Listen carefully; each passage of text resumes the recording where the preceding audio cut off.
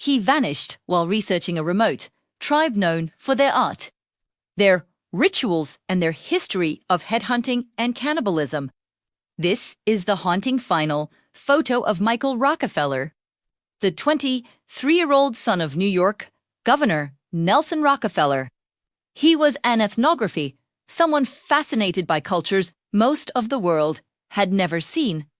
And in November 1961, he was in New Guinea to document the rituals of the Asmat people. But there was a problem.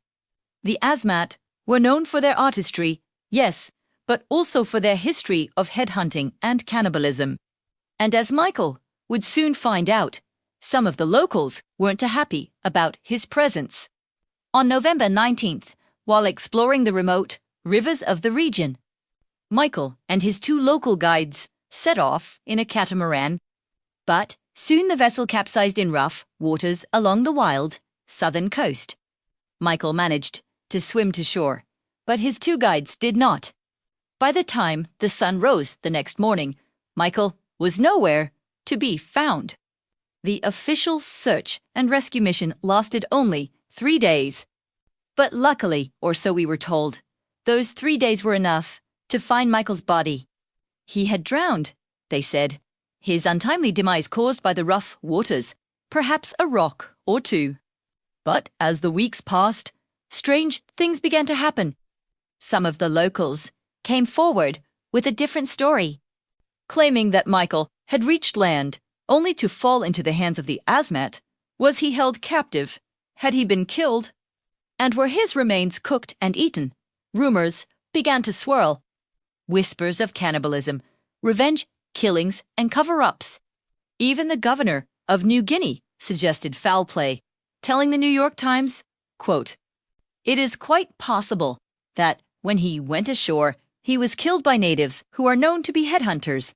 But despite the suspicions, no trace of Michael was ever found, not a single bone. And after 5 months, the official investigation was closed with the cause of death listed as unknown. The Rockefeller family, desperate for answers, hired a private investigator. He uncovered that a Dutch priest had secretly kept a journal while in the area.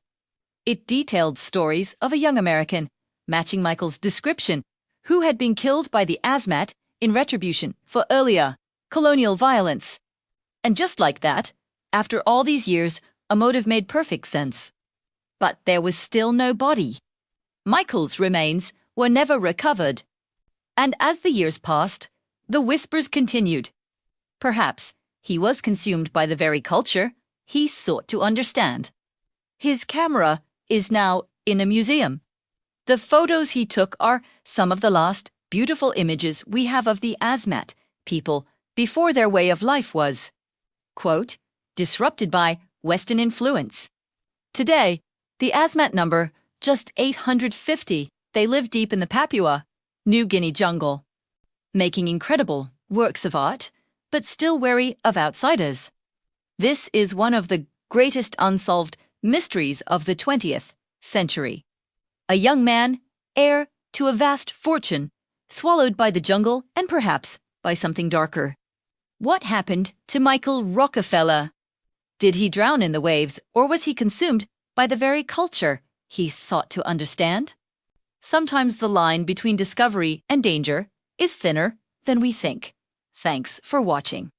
For more lost clicks from the past, subscribe for more.